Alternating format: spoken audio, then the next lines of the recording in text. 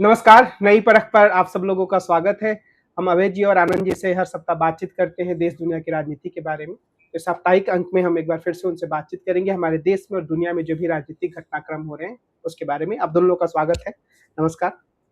आनंद sir, आखिरकार RSS ने अयोध्या में चोरी के या डकैती के मसले पर अपनी चुप्पी तोड़ी और उसके जो सर कार्यवाह हैं हसबोले साहब, उन्होंने दुःख जताया और हिंदुओं की भावनाओं के साथ या सनातनियों की भावनाओं के साथ खिलवाड़ की निंदा की, आलोचना की और कुछ ऐसी बातें कही जिससे लगा कि वो चाहते हैं कि जिसने भी गड़बड़ी की उसे पकड़ा जाए, न्याय सही दिशा में आगे बढ़े। क्या उनका यह बयान, अगर मैं सीधे तौर पर यह सवाल रखूं कि आरएसएस के संदर्भ में पूरा का पूरा डैमेज कंट्रोल कर पाता है, आरएसएस इस पूरे विवाद से खुद को अब दूर रख पाएगा क्योंकि उसने तो एक साफ स्टैंड ले लिया है? क्या हम यह कह सकते हैं? देखिए, एक दो चीजें जरा समझनी होंगी। ये समझना पहले ये होगा कि ये आप गुजरात के बिजनेसमैन से डील कर रहे हैं, आप गुजरात के नेताओं से नहीं डील कर रहे हैं। गुजरात के नेता गांधी जी थे, गुजरात के नेता सरदार पटेल थे, गुजरात के बड़े साइंटिस्ट हुए, लेकिन इस समय जो देश का नेतृत्व है गुजरात के उन लोगों के हाथ में जो बिजनेस समझते हैं। और इसलिए मैं इस बात को कह रहा हूं कि अगर आप बहुत ध्यान से देखिए तो मोदी जी और अमित शाह, इन लोगों ने बहुत सफाई, चतुराई और शातिरपने से पूरी तरह से अब आरएसएस के पाले में गेंद डाल दी है। जबकि अगर आप ध्यान से देखिए तो ये सारा कुछ जो किया दिया है वो मोदी जी का किया दिया है। मोदी जी एक वर्डिक्ट अपने हिसाब से बनवाते हैं, सार्वजनिक रूप से पता लग जाता है कि गोगोई को किस तरह से लाभावन, उनको किस तरह से लाया गया, उनके ऊपर किस तरह से शिकंजा कसा गया, यौन शोषण कर करा के। मोदी जी फिर उसका पार्लियामेंट में खुद अनाउंस करते हैं फरवरी 2020 में कि इस तरह का राम जन्मभूमि न्यास क्या क्या आएगा। मोदी जी ही उनको नॉमिनेट मोदी जी की सरकार करती, आरएसएस का नहीं था। मोदी जी आरएसएस को लोगों को लाते हैं, ये इसमें कहीं कोई दो राय नहीं है। ये भी फैक्ट है कि आरएसएस के लोग इस तरह के होते हैं, इसमें भी कोई दो राय नहीं। लेकिन आज जब बात पड़ी है तो ये अब मोदी जी से कोई बात नहीं कर रहा है। अब बात हो रही है कि देखो आरएसएस, और हम भी कह रहे हैं, अभय जी भी कह रहे हैं, हम लोग लगातार कह रहे हैं कि भाई आरएसएस के लिए जिम्मेदार है, आरएसएस के लोग हैं। मूल रूप से अगर आप जिम्मेदारी कहीं एक जगह है और एक अगर कोई व्यक्ति है, उसका नाम नरेंद्र मोदी है, इसके अलावा और कोई व्यक्ति नहीं है। मैं ये नहीं कह रहा हूं कि बाकी लोग नहीं है, ये लोग ट्रेंड वहां से होके आए हैं, ये आरएसएस की विचारधारा के सारी चीजें हैं। इसका एक पैसे का एक हिस्सा आरएसएस के यहां जाता था, एक पैसे का, ये सारी चीजें हैं। लेकिन मोदी जी ने बहुत शातिरपने से अपने को अलग करके आरएसएस पे सारा ठीकरा उसको ठेल दिया है वहां पे। तो पहली बात तो ये हो गई। दूसरी बात, होसबले जी ने जो बोला है वो लोग उनकी, अब मैं तो कह रहा हूं वो उल्टा थूथू हो रही है। थूथू इसलिए हो रही है क्योंकि वो एक बहुत वीक सा आर्गुमेंट है, उस आर्गुमेंट में कुछ नहीं है। उन्होंने तो अपनी शीशा लेदर और कर दी है। उन्होंने कहा कि ये जो, देखिए पुलिस की पहली थ्योरी होती है, हमने बहुत सी पिक्चरों में देखा, बहुत से नॉवल में, हिंदी अंग्रेजी सब नॉवल में होता है कि जो जाके शायद एफआईआर कराता है, पता ये लगता है कि असली कातिल वही था, असली आरोपी वही था, असली गुनाहगार वही था। तो यहां चोर मचाए शोर वाली बात है। यहां जो कह रहा है ना कोई, अच्छा हर आदमी कह रहा है बख्शा नहीं जाएगा, तो ये कहां पे, ये कौन कहता है कि अगर ये पकड़ा जाएगा तो बख्श दिया जाएगा? मुझे एक पिछले एक व्यक्ति का स्टेटमेंट दिला दीजिए पिछले 2 4 5 10 20 50 साल में, जिसने कहा कि अगर ये पकड़ा जाएगा तो तब भी छोड़ दिया जाएगा। अरे भाई, ये सभी कहते हैं कि पकड़ा जाएगा तो छोड़ा नहीं जाएगा, ये बहुत जनरल स्टेटमेंट है। तो पहला काम तो ये मोदी जी ने बहुत सफाई से, it has been made RSS versus Hindu, मतलब मोदी जी का इससे कोई लेना देना नहीं है। तो मोदी जी ने अपने को उसमें बहुत सफाई से बाहर निकाल लिया है।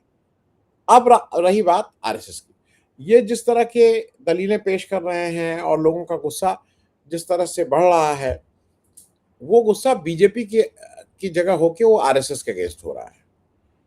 एक एक अजीब सी बात ये हुई कि आज मैं, अबे भाई आप, हम लोग जब कल आपसे बात किए थे उसके बाद मैं कुछ एक गया था सार्वजनिक जगह जहां कुछ लोग दोस्त मित्र थे, वो स्टैंड ये लेते हैं कि वो लोग जनरल हैं और उनका किसी वो नहीं है, लेकिन मन में वो भक्त हैं।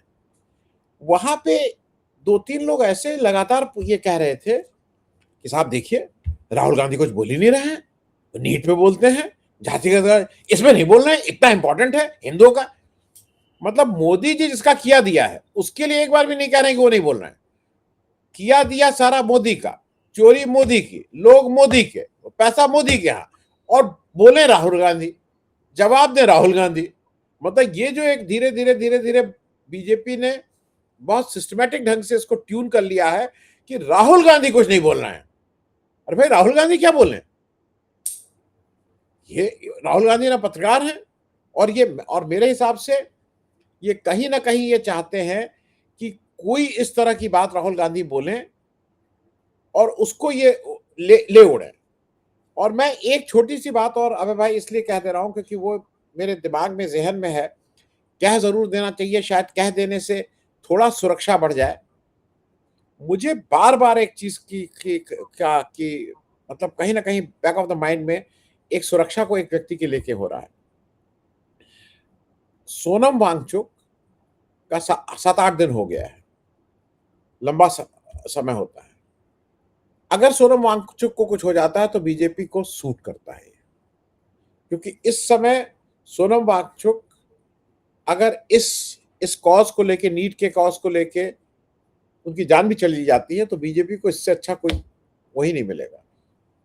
अगर कुछ होता है ऊंच नीच तो क्या होगा? धर्मेंद्र प्रधान का इस्तीफा हो जाएगा, क्योंकि मांग उनकी धर्मेंद्र प्रधान के इस्तीफे की, उनकी मांग मोदी के इस्तीफे की नहीं है। धर्मेंद्र प्रधान के इस्तीफे की बस मांग है, बाकी कोई और मांग नहीं है। तो मुझे हरदम ये डर लग रहा है कि ये मोदी सरकार, जो प्रोफेसर, अगर याद हो, वो जो प्रोफेसर, अगर मैं गलत नहीं हूं तो पांडे ही उनका नाम था, जो आईआईटी के प्रोफेसर थे, गंगा के लिए वो उन्होंने आमरण अनशन किया था। कांग्रेस सरकार में भी किया था, कांग्रेस हर बार उनकी बात मानती थी। उन्होंने जब इस बीजेपी सरकार में किया, इन्होंने उनकी बात नहीं मानी, आमरण अनशन करते हुए उनकी मौत हो गई थी और इनको कोई फर्क नहीं पड़ा। उसी तरह से यहाँ पे भी ये इस मामले को और ढील देते जा रहे हैं, और ये इनकी, अब मुझे कहीं ना कहीं ये कनेक्शन लग रहा है कि ये उनकी एक सोची समझी रणनीति है कि इसको और वो करो, किनारे हो जाने दो, या तो सोनम वांगचुक और पूरा आंदोलन डिस्क्रेडिट हो जाएगा, या अगर कुछ हो गया तो कम से कम ये बात से लोगों का ध्यान हट जाएगा। अभय भाई। अभय सर, ये माना जाता है मौजूदा समय में कि जो कुछ भी गोदी मीडिया में दिखाया जाता है, बहस होती है, वो सब कुछ मोदी सरकार के नियंत्रण में है। जिस विषय पर वो चाहते हैं उसी पर चर्चा होती है। तो मैं ये देख रहा हूँ कि धीरे-धीरे वहाँ पर भी तो चर्चा हो ही रही है, जो अयोध्या में गड़बड़ियाँ चल रही हैं उसको लेकर के। तो क्या हम ये माने कि सरकार ये चाहती है कि इस तरह की चर्चा हो, या फिर गोदी मीडिया एकाएक स्वतंत्र सी हो गई है, या फिर कुछ भारतीय जनता पार्टी और आरएसएस के बीच में ऐसा खेल चल रहा है जिसे ज्यादा डिकोड करने की जरूरत है? आप इसे कैसे देख रहे हैं? देखिए, जो सरकार परस्त मीडिया है, जिसको हम लोग गोदी मीडिया भी कहते हैं, उस पर जिस तरह की चर्चा हो रही है, एक दो अपवादों को छोड़कर, जो लोग स्वतंत्र चेता पत्रकार हैं, गोदी मीडिया के सदस्य, मतलब सरकार परस्त मीडिया के सदस्य हैं, लेकिन वो अपनी बात कहते हैं और अपनी नौकरी पे जोखिम लाके भी अपनी बात कहते हैं। ऐसे एक दो लोग बचे हुए हैं, उनको मैं अपवाद के तौर पर उन पे बात नहीं बोल रहा हूँ। गोदी मीडिया पे जो भी चर्चा हो रही है, वो सारी की सारी चर्चा बाकायदा एक नियोजित चर्चा है। उसका एक मकसद है। उसका मकसद ये है कि राम मंदिर में जो घोटाला हुआ है, उस घोटाले पर जो भी सरकारी कार्रवाई और तथाकथित जो जांच चल रही है, एक तो उसकी वैधता साबित करना, उसको साख प्रदान करना उस जांच को, और जो एक भ्रष्टाचार के विरोध में एक बड़ी कार्रवाई हो रही है, बुलडोजर चल रहे हैं, चलाने की बात हो रही है, छापे पड़ रहे हैं, और ये सब, एक तो ये कोशिश है उसकी जगह, ये ताकि जनता के बीच में इसको स्थापित कर दिया जाए। दूसरी कोशिश ये है कि जब ऐसे बहुत से लोग होंगे, ऐसा इन लोगों को शक है, जो इस जांच पड़ताल का जो नजारा बनाया जा रहा है, इस नजारे से संतुष्ट नहीं होंगे। वो कहेंगे नहीं, कुछ लोगों को अभी भी बचाया जा रहा है, ये लोग तो बहुत छुटवैये हैं। तो उन लोगों की इच्छा पूरी हो जाए, उनकी भड़ास निकल जाए, तो उनके सामने जो वो उनकी आलोचना जो है, उनकी जो बातें नुमा पत्थर हैं, उसके लिए आपके चंपत राय, अनिल मिश्रा और गोपाल राव को पेश कर दिया गया है। उनके खिलाफ कोई कानूनी एक्शन नहीं है। उन तीनों को कानूनी एक्शन से पूरी तरीके से बचा लिया गया है। कहीं उनका रिपोर्ट में नाम नहीं है, उनके खिलाफ कोई कानूनी कार्रवाई नहीं है, उनको बैठा के कोई खास पूछताछ भी नहीं है, कुछ नहीं है। उनको केवल लोगों की जो नाराजगी है उस नाराजगी के निशाने के तौर पे पेश किया जा रहा है। वो 3 टारगेट्स हैं, उन टारगेटों पे लोग अपनी नाराजगी की फायरिंग करते रहेंगे ताकि उनके मन की इच्छा ये पूरी हो जाए कि ये हैं तीनों। और इस पूरी प्रक्रिया में जैसा कि अभी आनंद जी ने बड़े अच्छे तरीके बताया कि नरेंद्र मोदी पूरी तरह साफ बच के निकल जाए और राष्ट्रीय स्वयंसेवक संघ पे भी कोई विशेष आंच ना आने पाए। राष्ट्रीय स्वयंसेवक संघ का चूंकि ट्रस्ट है, पूरी तरह ट्रस्ट के जरिए राष्ट्रीय स्वयंसेवक संघ का ही राम मंदिर पर नियंत्रण था, इसलिए उनके लिए बोलना जरूरी था। महीने भर इंतजार करने के बाद वो बोले और आप उनके वक्तव्य को ध्यान से सुनिए। बाकी तो ऐसी बातें हैं जैसा आनंद जी ने अभी कहा कि छोड़ा नहीं जाएगा, सजा बख्शा नहीं जाएगा, सजा मिलेगी वगैरह वगैरह, और श्रद्धालुओं की भावनाओं को ठेस नहीं लगनी चाहिए, परिस्थिति साफ होनी चाहिए। 2 बातें हैं, एक तो उसमें ट्रस्ट को बचाया गया है। संघ किसी भी कीमत पर ट्रस्ट को भंग नहीं होने देना चाहता है, ट्रस्ट पे किसी किस्म की आंच नहीं आने देना चाहता है। और जो ट्रस्ट का प्रोटोकॉल है उसमें चंपत राय का अगर महासचिव पद से इस्तीफा भी हो जाएगा फिर भी वो ट्रस्ट के आजीवन सदस्य बने रहेंगे। ट्रस्ट में व्यवस्था ये है कि पद से हट जाएंगे लेकिन ट्रस्ट की सदस्यता उनकी नहीं जाएगी। तो ये सब चीजें बनी हुई हैं, पहले से तय हैं, ताकि चंपत राय किसी कीमत पर उस ट्रस्ट से ना हटे।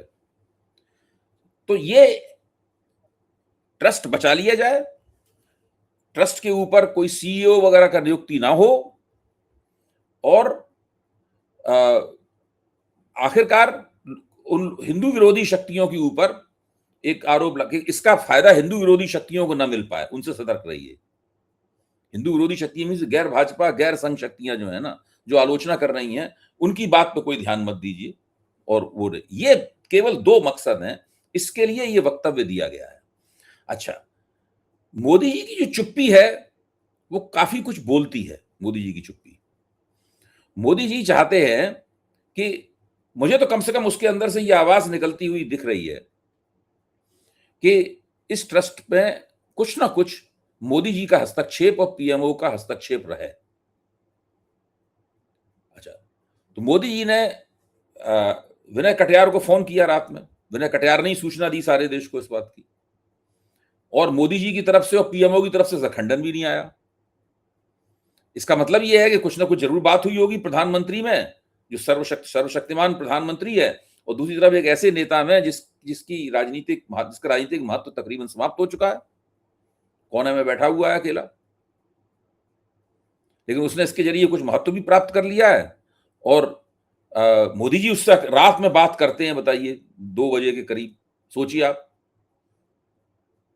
और विनय कटियार के कहने के बावजूद भी आप देखिए किस कुशलता के साथ में मीडिया ने इस बात को अंडर प्ले किया है। वरना इस बात को लेकर तो मीडिया को उड़ जाना चाहिए था कि मोदी जी रात में 2 बजे विनय कटियार को फोन करते, विनय कटियार की तो कोई औकात ही नहीं रही राजनीति में, और उनसे समझने की कोशिश करते हैं कि क्या हो रहा है, क्या इसका मतलब निकलेगा, कितना नुकसान होगा। पर इस तरह की बातें विनय कटियार से की होंगी क्या मोदी जी ने? विनय कटियार तो कहते हैं हाँ इस तरह की बातें हुई हैं। तो अभी भी इन लोगों के बीच में सब कुछ सामान्य नहीं है, चिंता काफी सबको है। कितना भी एसआईआर वगैरह से इंतजाम कर दिया हो मोदी जी ने, सब लोगों को लगता है कि कोई ऐसी बात ना हो जाए इससे जनता बहुत ज्यादा नाराज हो जाए, तो एसआईआर सब चुनाव आयोग ज्ञानेश कुमार वगैरह सब धरे रह जाएंगे, जनता तिनके की तरह उड़ा देगी। और इस मसले में इस प्रकार इसकी संभावना है, और जो नाराज होंगे वो वही होंगे जो इनके समर्थक थे। सब लोग जानते हैं कि केवल 10-15% समर्थक ही नाराज हो जाएंगे, उसी में बीजेपी की दुर्गति हो जाएगी। भाई पिछली बार जितने बीजेपी को वोट मिले उसमें से 10-12% वोट, 10% वोट कम हो जाए, बीजेपी खत्म, 100 से नीचे आ जाएगी बीजेपी। और तेजी के साथ गैर भाजपा पार्टियां जो है, खासतौर से कांग्रेस, आगे की तरफ छलांग मार के बढ़ेगी। यह खतरा सब लोगों को दिखाई पड़ रहा है, इसलिए सब लोग सोच सोच के, कैलिब्रेट करके, बहुत नकली तुली बातचीत, वरना दत्तात्रेय होश बोले फिर टेलीप्रॉम्प्टर को देख के क्यों बोलते अपना वक्तव्य देते? कहीं ना कहीं तो मन में डर है ना, उनके टेलीप्रॉम्प्टर पर लिखित वक्तव्य पढ़ रहे थे वो, कहीं ना कहीं तो उनके मन में डर है कि कुछ ऐसी बात ना मुंह से निकल जाए जिससे बाद में गड़बड़ हो जाए। आज मोहन भागवत से जब पूछा पत्रकारों ने, तो हाथ जोड़ के राम राम कह के निकल ली, उन्होंने एक शब्द भी नहीं कहा।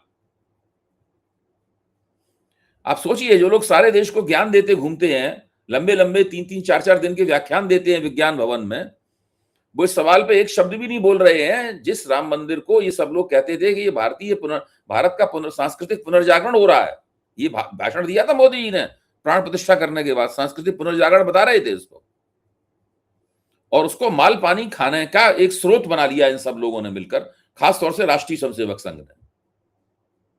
जी आनंद सर, आज मैं फेसबुक पे देख रहा था कि एक पूर्व गृह सचिव हैं, उन्होंने अपनी माता जी की इच्छा को पूरा करते हुए सोनी की रामचरितमानस भेंट की थी, और वो कह रहे कि उसका भी हिसाब किताब नहीं है, हिसाब लगाया जा रहा है वो 5 करोड़ का था। और दूसरा एक और मैं वीडियो देख रहा था जिसमें कोई बैटरी रिक्शा वाला यह कह रहा था कि पहले बहुत सारे लोग आते थे, अब लोग ही नहीं आ रहे हैं, तो हमारा रोजगार भी ठप पड़ रहा है। हो सकता है कि वो थोड़ा-सा अतिरेक करके बोल रहे हों, पर मोटे तौर पर मैं आपसे पूछना ये चाह रहा हूँ कि जो ये स्थितियाँ बन रही हैं और रोज़ नए-नए तरह के लोग आ रहे हैं, कह रहे हैं कि हमने बहुत कुछ दान दिया, उसका हिसाब नहीं मिल रहा है। उससे क्या ऐसा लग हम कह सकते हैं कि उत्तर प्रदेश की राजनीति में, क्योंकि वहीं चुनाव होने वाले हैं, कोई बड़ा बदलाव हो सकता है, लगातार जो लोगों के बीच में एक निराशा फैल रही है? आवाज आप सर, आपकी सॉरी, हाँ। आवाज़ नहीं आ रही। असल में ईमानदारी वाली बात यह है कि बहुत सी, मैं लखनऊ में बैठा हूँ, बहुत सी इस तरह की चर्चाएं चल रही हैं। तो वो चर्चाओं पे बात करने में कभी-कभी लगता है कि वो बिल्कुल अब उसको क्या बोले, मतलब वो लंतरानी जैसा कहीं ना हो जाए। लेकिन मैं फिर भी 2-3 चीजें कह दूं। एक तो ये चर्चा चल रही है कि इस समय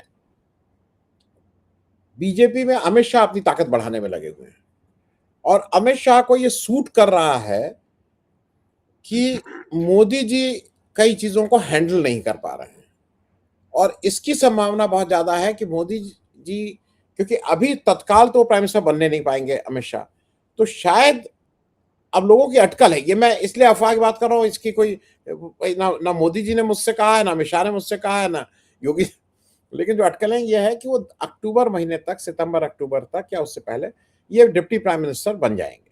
और वर्चुअली जैसा अभी भी माना जाता है कि क्योंकि अब ये जाके प्रेसिडेंट को ब्रीफ करने लगे हैं, ये सब बहुत से मुख्य निर्णय अमित शाह ले रहे हैं, तो उसको लेजिटिमाइज कर दिया जाएगा कि अभी डिप्टी प्राइम मिनिस्टर बन के ये कर लें। तो एक तरफ तो ये चर्चा चल रही है। दूसरी तरफ जो आपने उन पूर्व गृह सचिव की बात बताई, वो उन्होंने अगर मैं गलत नहीं हूं तो इंडिया टीवी को उन्होंने इंटरव्यू दिया है, वो लंबा इंटरव्यू है, और उसमें उन्होंने बताया है कि किस तरह से उनकी माँ ने आपके गहने गला के उन्होंने एक रामायण, सोने के इलेक्ट्रोप्लेटेड रामायण बनाई, जिसमें वो कहते हैं 1 किलो या 800 ग्राम के करीब सोना था, खुद ले जाके वहां वो की उसकी फोटो दिखाते हैं मार्च या अप्रैल 2024 में, और क्या वो गायब हो गई। जब गायब हो गई तो ये चंपत राय को ये लिखते हैं कि मैंने इतने दर्जनों लेटर लिखे, वो सब लिखा, और ये नाम लेके बोल रहे हैं। चंपत राय ने जवाब नहीं दिया। जब ये दूसरी उनसे जाके मिलने की कोशिश की तो 9 घंटे बाद मिले, और इनको बड़ा रूखा से जवाब दे दिया कि मतलब जाओ। ये फिर कहे कि वो दक्षिण भारत के गोपाल राव थे, मुझे लगा कि उनसे बात बन सकती, उनके पास गए, 4 घंटे बाद मिले, उन्होंने कहा कि भाई यहाँ यही he is calling the shots, तो आप उनके अगेंस्ट हम कुछ नहीं कह सकते, वही बताएंगे क्या। ये निपेंद्र मिश्रा, ये नाम लेके बोला है, मैं निपेंद्र मिश्रा से मिला, उन्होंने कहा कि भाई अगर चंपत राय वहां सब करता हम लोग कुछ नहीं कर सकते। इन्होंने नाम उत्तर प्रदेश में एक अधिकारी का नहीं लिया है, लेकिन जो पूर्व वो अवनीश अवस्थी की ही तरफ इंगित कर रहा है, क्योंकि जैसा जो उन्होंने उनके पद नाम बताए हैं, उनसे मिले, उन्होंने कहा नहीं चंपत राय। तो ये सारा एक चीज क्लियर है कि वहां जो करता धरता थे वो चंपत राय थे। चंपत राय को अभी भी वो क्लीन चिट सारे लोग दे रहे हैं, जैसा अभय भाई ने कहा कि वो सारे लोग दे रहे हैं। मुझे पर मुझे एक चीज लगता है ना, कई बार आप कैलिब्रेटेड करते हैं, आपको लगता है कि ऐसे अगर आप आग पे रखोगे तो पानी इतने पे टेम्परेचर होगा, इतने पे खोलेगा, कई बार आपके हाथ से निकल जाती हैं चीजें। इस बार क्या हो रहा है कि ये जो आप अयोध्या के जो वकीलों, और मैं उस वकीलों की बात को खास करके, वहां के वकील, और ये हम अब ये कहने में कोई हर्ज नहीं है, लोगों को ये हो सकता है, वकील जनरली अपर कास्ट वाले होते हैं, ज्यादा मतलब उसकी मेजॉरिटी जो है वो अपर कास्ट होती है, उसमें ब्राह्मण, राजपूत, कायस्थ, ये लोग ज्यादा, इनकी संख्या ज्यादा होती है। अयोध्या के उन वकीलों ने, जिस बार के अध्यक्ष और सेक्रेटरी दोनों लोग ये कार सेवक भी थे। इन्होंने कार सेवा में उस राम मंदिर के पूरी तरह से इन्वॉल्व लोग थे। आज ये लामबंद हो गए हैं और ये लामबंद हुए हैं चंपत राय पे।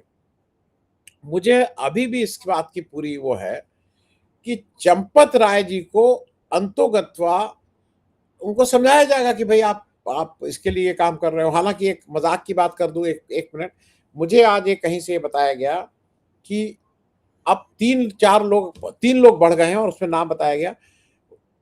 बीजेपी का पास्ट रिकॉर्ड देख के जो बड़ा बड़ा जुर्म करता है, बड़ा हेरा फेरी करता है, वो चीफ मिनिस्टर बना दिया जाता है।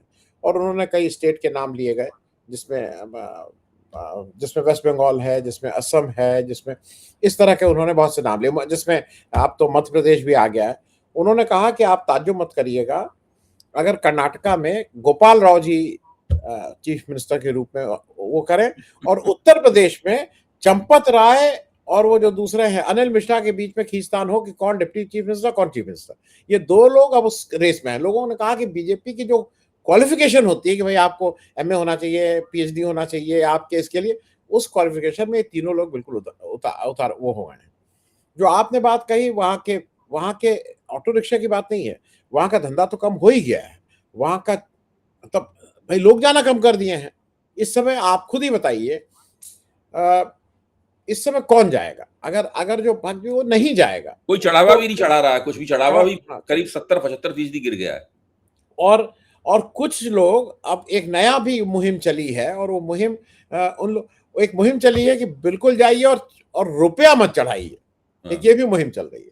तो अगर देखिए रुपया नहीं चढ़ाया गया ना, तो जितने आरएसएस वाले जहां जहां हैं ये तो 1 महीने में भाग खड़े होंगे।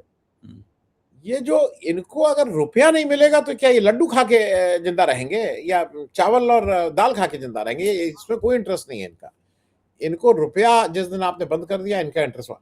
और वो जो मैं बार बार एक बात को प्रोपोगेट करता हूं, मुझे लगता है हर जगह मैं इसलिए बोलता हूं, जो Gujarat model of governance and temple है, जहां पे केवल रुपए की बात होती है, वो एक्सपेरिमेंट बहुत अच्छे ढंग से चल रहा था।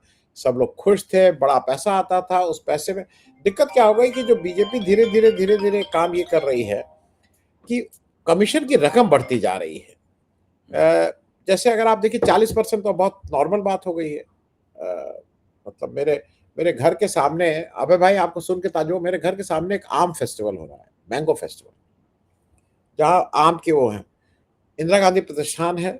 इंदिरा गांधी प्रतिष्ठान में एक ऑलरेडी एक ऑडिटोरियम है जिसका किराया 1-1.5 लाख होता है, उसमें मेन है और 100 स्टॉल लगे हैं। स्टॉल, उसमें कोई एसी नहीं। 3 करोड़ रुपए का इवेंट मैनेजर का ठेका है, 3 करोड़ रुपए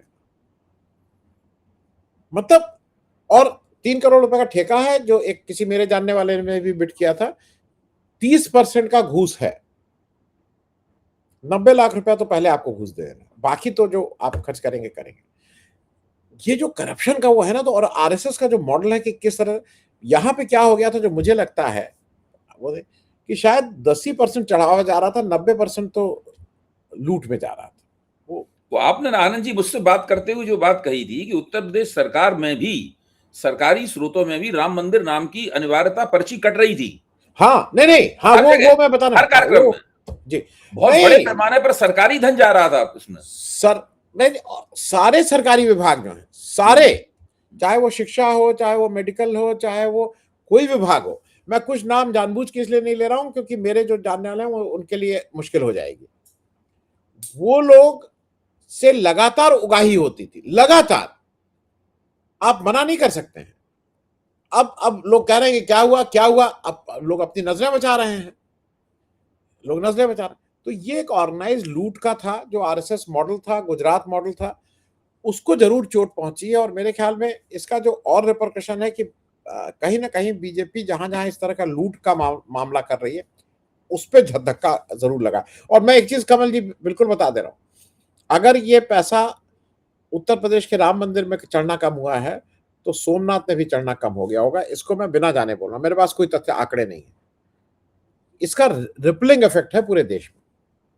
डॉक्टर कमल। अभय सर, ये शिवसेना ने ये कहा है कि वो कुछ राम रक्षा आंदोलन शुरू करेगी। दिग्विजय सिंह ने कहा है कि वो उज्जैन से लेकर एक राजनीतिक पदयात्रा करेंगे, गैर राजनीतिक पदयात्रा करेंगे। और इस तरीके के एक मोमेंटम बनाने की कोशिश मुझे लग रहा है विपक्ष के द्वारा की जा रही है। मेरा सवाल आपसे ये है कि विपक्ष जो कुछ भी कर रहा है राजनीतिक रूप से इस मुद्दे के इर्द-गिर्द, उसमें आप कितनी संभावना देखते हैं? क्या वो इस मुद्दे को एक राष्ट्रव्यापी, एक देशव्यापी बड़ा मुद्दा बना पाएँगे? देखिए, है क्या कि विपक्ष इसमें फूँक-फूँक के कदम रखेगा और फूँक-फूँक के कदम रख रहा है और मेरे ख्याल से ये एक सही तरीका है। ये ऐसा मसला नहीं है जिसके अंदर आप पूरी तरीके से कूद पड़ें और बहुत बड़े पैमाने पर हंगामा-खेज़ कार्रवाइयाँ करने लगें। इसमें बहुत सोच समझ के कदम रखना चाहिए, ताकि किसी भी तरीके से आपके किसी काम से बीजेपी और आरएसएस को पतली गली से निकलने का मौका ना मिले। भले ही थोड़ी देर हो जाए, कोई मसला बहुत बड़ा है, बीजेपी वाले और आरएसएस वाले इसको प्रबंधित नहीं कर रहे हैं और उन दोनों के बीच में भी कुछ अंदरूनी पेच है। वो पेच क्या है? मुझे तो साफ तौर पे दिखता है कि सब लोग इसमें, ये आरएसएस वाले अकेले ही इतने बड़े पैमाने पर रुपया खाते रहे हैं, वहां से अरबों रुपया खा लें, इसी किसी को बर्दाश्त नहीं हुआ। इसलिए बहुत सारे छोटे-छोटे लोगों ने अयोध्या में शिकायतें करनी शुरू कर दी। रजनीश मिश्र ने शिकायत की, सब लोगों ने, कितने लोगों ने शिकायतें की। देखिए, लेटर पीएमओ को लिखा गया और उस लेटर के जवाब में नृपेंद्र मिश्र को भेजा गया। अगर नृपेंद्र मिश्र को नहीं भेजा जाता पीएमओ की तरफ से, तो इसका भांडा नहीं फूटता और उसको दबा दिया जाता। पीएमओ चाहता ही नहीं है कि मसला दबे, न तो वो चाहता है कि इतना बड़ा मसला हो, इससे सबको नुकसान हो जाए, एक बड़ा राजनीतिक नुकसान हो जाए, पूरी साकी गिर जाए और सब लोगों पूरा पूरा का पूरा शिराजा धराशायी हो जाए। वो ये भी नहीं चाहता, लेकिन वो ये भी नहीं चाहता कि ये मसला, ये मसला जो है पूरी तरीके से दबा दिया जाए। इसीलिए नृपेंद्र मिश्रा ने आके पूरा इंतजाम कर दिया, उसको डकैती कहा और सीईओ बनाने का प्रस्ताव भी रख दिया। उसके बाद चुपचाप अपने किसी कोने में पड़े हुए। उन्होंने अपना काम कर दिया है, उन्होंने अपना काम कर दिया। उन्होंने आरएसएस द्वारा अकेले राम मंदिर का माल खाने का जो पूरा शांतपूर्वक मसला चल रहा था, उसके अंदर वो धीरे धीरे सुलगने वाला एक पलीता लगा गए हैं।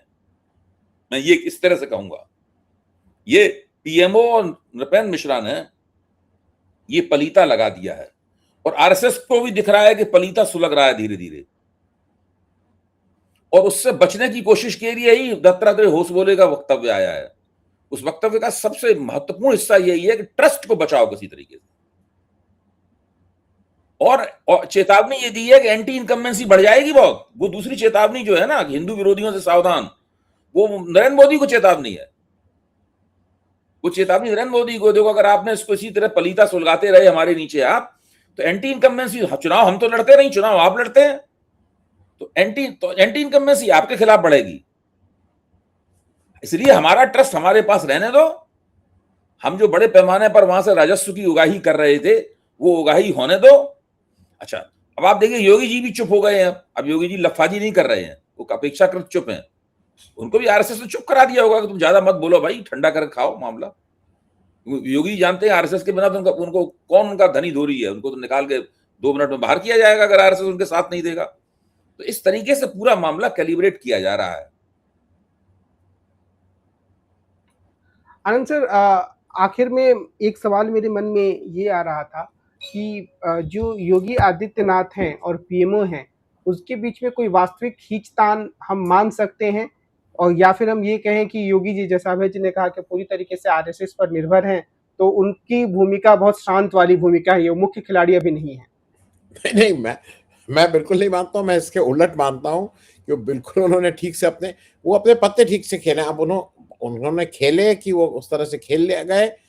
एसआईटी फटाफट बना दी। एसआईटी में किसको रखा? 3 अधिकारी जो already serving in Uttar Pradesh की सरकार हैं।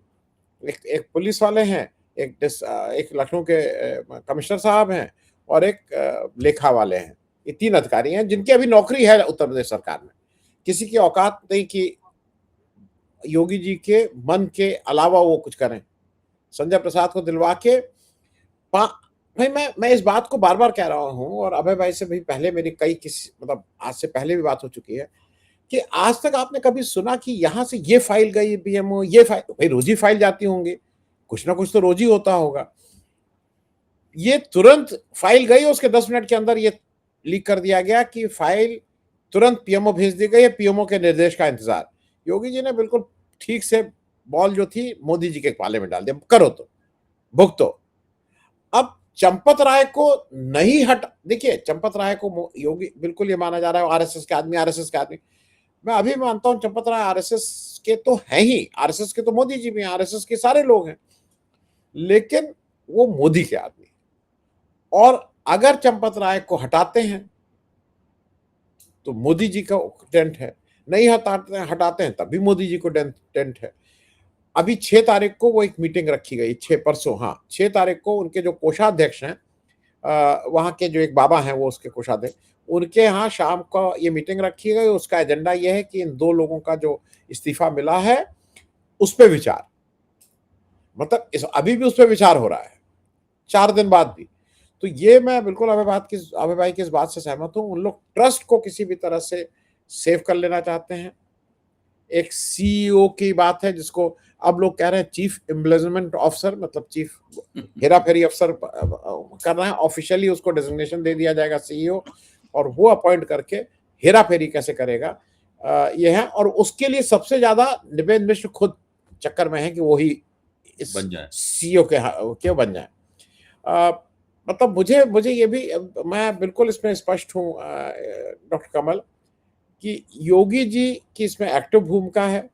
अब वो किस तरह से किसको कहां, क्योंकि एक तरफ वो अमित शाह से का अपना चल रहा है, अमित शाह ये जितनी तोड़फोड़ कर रहे हैं, ये सबका ये मानना है कि मोदी जी के डायरेक्शन से ज्यादा अमित शाह चाह रहे हैं। वो 272 के ये मार्क पे पहुंचना चाह रहे हैं। 20 उन्होंने कर लिए, 6 उन्होंने और किए, 20 6 26 हो गए। अब किसी दिन भी ये खबर आ सकती है कि एनसीपी के वो सुप्रिया सुले का कभी आता है कि वो केंद्र में मंत्री बनने जा रही हैं, फिर दूसरे दिन आता है नहीं वो कांग्रेस की जनरल सेक्रेटरी बनने जा रही हैं। उनकी पार्टी कभी बीजेपी में मर्ज करती है, सुबह शाम तक वो कांग्रेस में मर्ज करने लगती है। तो वो भी 8 आदमी होके 34 लोग हो जा रहे हैं। तो 274 ऐसा माना जा रहा है कि जिस दिन अमित शाह को बीजेपी में 274 या 272 के ऊपर मिल गए, उस दिन ये अमित शाह की लड़ाई होगी। तो वो तो सार्वजनिक है, सबको पता है कि योगी और अमित शाह जी के बीच एक tug of war power struggle चलता रहता है। तो मैं इसमें ये नहीं मान रहा हूँ कि योगी जी चुपचाप बैठे हुए हैं। वो भी अपने हिसाब से जो वो कर सकते हैं। आरएसएस को ही वो ठीक है, आरएसएस के ही इशारे पे अपना काम कर रहे हो सकता है ये भी हो। आज की अपनी इस चर्चा को हम इसी बिंदु पर विराम देते हैं। हम अगले सप्ताह फिर मिलेंगे और अभय जी और आनंद जी से बातचीत करेंगे देश और दुनिया के राजनीतिक घटनाक्रमों पर। अब दोनों लोगों को बहुत बहुत धन्यवाद। नमस्कार।